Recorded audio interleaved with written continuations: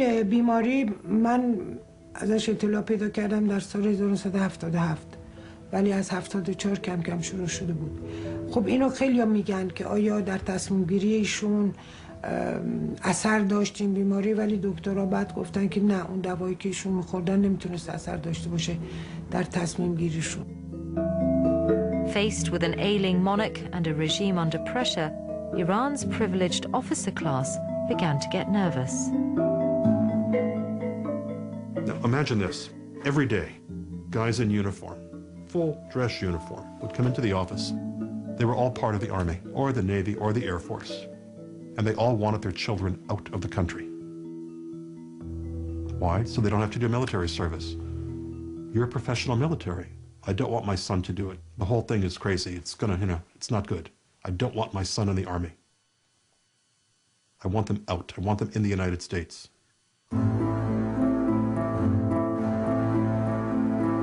As the monthly protests continued, the Shah tried a change of prime minister, putting one of his most loyal allies, Jafar Sharif Imami, in charge. Sharif Imami had always had good relations with Iran's religious leaders. He promised a government of national reconciliation and closed down a number of casinos and nightclubs. But to no avail, the demonstrations continued. On the 8th of September 1978, martial law was announced in Tehran and 11 other cities. On the same day, hundreds of demonstrators took to the streets in South Tehran. The army moved in and opened fire on the protesters. Jaleh Square became a bloodbath. The official death toll was 58, but rumors took hold that the army had massacred thousands of people there. September the 8th became known as Black Friday.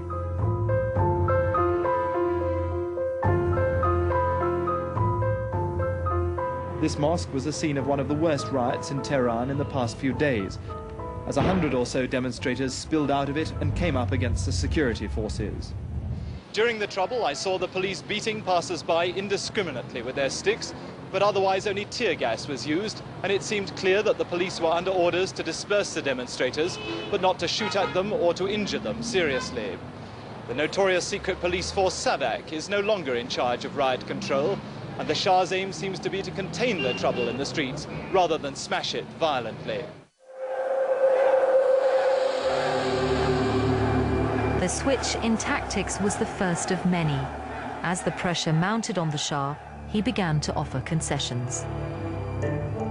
Does political liberalization mean that you are ready to reduce your own role strictly to that of a constitutional monarch? Yes, surely. A constitutional monarch according to our constitution, obviously.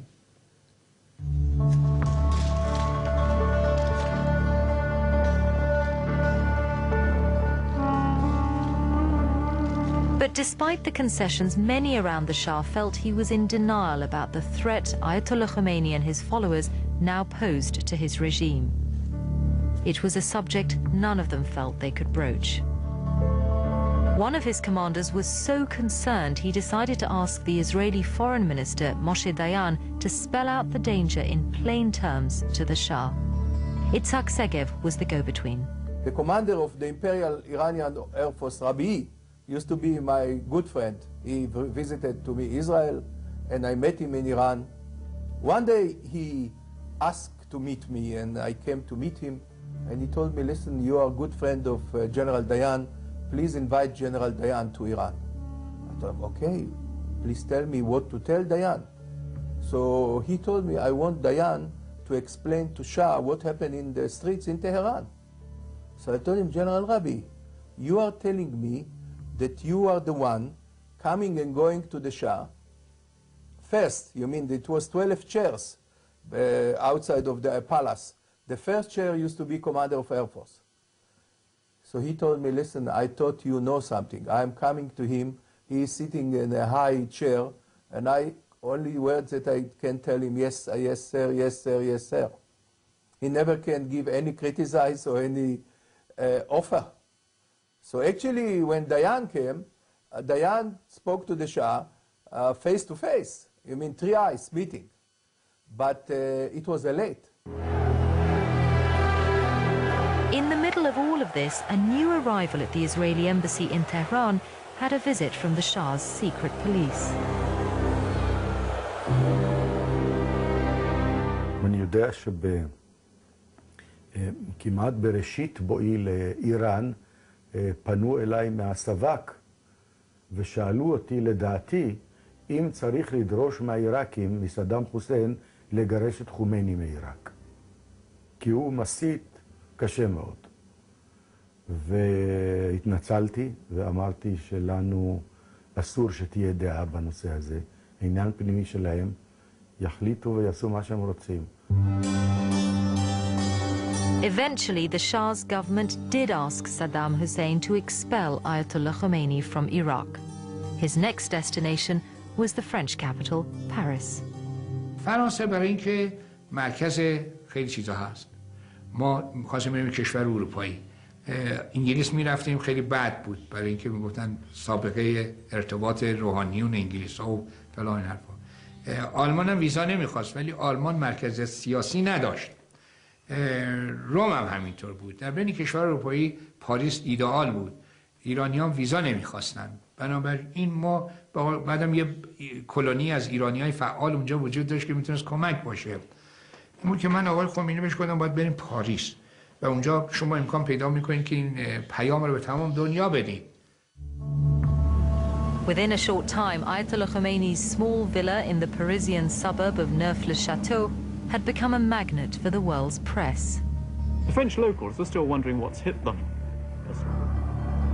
Along the roadside, bearded mullahs embrace each other, many of them coming here to pay their respects from their own places of exile. You are reported to be so bitterly opposed to the Shah that you would accept nothing less than his abdication and exile. But if the Shah were to democratize the country as he has promised, would you not accept him as a purely constitutional monarch? There can be no question of compromise in view of our opposition and the opposition of the people of Iran to the Shah. With the experiences we have had of this Shah and this dynasty, and the treachery against our people and all sections of the society, towards both the religious and political sections, this leaves no room for compromise. With the present Shah out of the way, he has a vision of Iran as an Islamic republic. According to the Ayatollah's supporters, that means a truly democratic society with universal suffrage. According to the skeptics, it means imposing a religious straitjacket on the country and turning the clock back 1,000 years. Abbas Abdi had become a follower of Ayatollah Khomeini several years earlier. He represented a generation of young Iranians who despised the Shah and his autocratic regime. To them, the Ayatollah offered real hope of change. ذهنیتی که ما داشتیم این بود، این ذهنیت غلط که فکر می‌کردیم اگه یک جایی رهبر درستی داشته باشه همه جامعهش درست میشه، چون اون آدمای خوبی انتخاب میکنه، حتما انقدر عدالت داره، عقل داره، مثلا علم داره، درست عمل میکنه، تقوا داره، خیانت نمیکنه، شجاعت هم داره که با مسیر خودش رو میره جلو. اما معلوم شد که اینا اساسا همش یه ذهنیات بسیار نپخته‌ای هستش که محصول یه نظام استبدادیه. توی نظام بسته آدم به چنین ذهنیتایی میرسه، ولی این نظام باز بشه دلیلی نداره که آدم این نوع ذهنیت غلطی رو بپذیره و فکر کنه که با رفتن و اومدن یه نفر مثلا مملکتی اتفاق عجیبی توش رخ خواهد داد. As the momentum behind him began to grow, Ayatollah Khomeini's team in Paris started to coordinate the strikes and anti-Shah demonstrations across Iran. The emphasis was on forceful but peaceful protest. The Ayatollah reportedly thought armed struggle would be futile. آقای خمینی با جنگ مسلحانه مخالف بود. اعتقاد داشت که اگر ما وارد فاز جنگ مسلحانه بشیم، گروه‌های سیاسی مسلح اونا سازمان دارن، تشکیلات دارن میتوانند جریان رو کنترل بکنن. ما اونو نداریم. پس آقای خمینی معتقد به یک نوعی که امروزا این روزا میگن انقلاب مخملی، به یک نوعی انقلاب نارنجی یا مخملی، یعنی به آوردن همه توده های مردم با اهرم توده ها نظام رو به عقب نشینی وادار کردن. And popular resistance was what he was beginning to achieve. After the killings in Jaleh Square, the army had stopped shooting demonstrators, but on the 4th of November, soldiers once again opened fire, this time on students at Tehran University. Dozens were reported to have been killed. Another crisis, another prime minister. You're a professional military. I don't want my son to do it. The whole thing is crazy. It's gonna, it's not good. I don't want my son in the army. I want them out. I want them in the United States.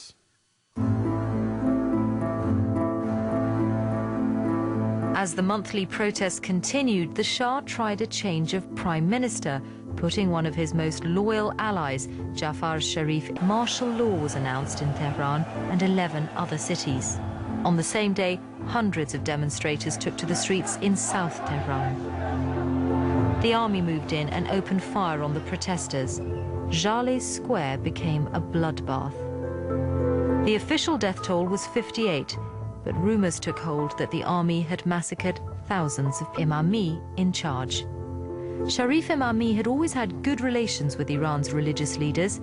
He promised a government of national reconciliation and closed down a number of casinos and nightclubs.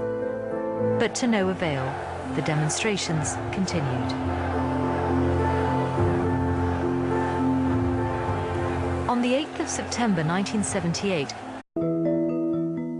این بیماری من ازش اطلاع پیدا کردم در سال 1977 ولی از 74 کم کم شروع شده بود. خب اینو خیلی میگن که آیا در تصمیم گیری ایشون اثر داشت این بیماری، ولی دکترها بعد گفتن که نه، اون دوایی که ایشون میخوردن نمیتونست اثر داشته باشه در تصمیم گیریشون. Faced with an ailing monarch and a regime under pressure, Iran's privileged officer class began to get nervous. Now imagine this. Every day, guys in uniform, full dress uniform, would come into the office. They were all part of the Army, or the Navy, or the Air Force. And they all wanted their children out of the country. Why? So they don't have to do military service.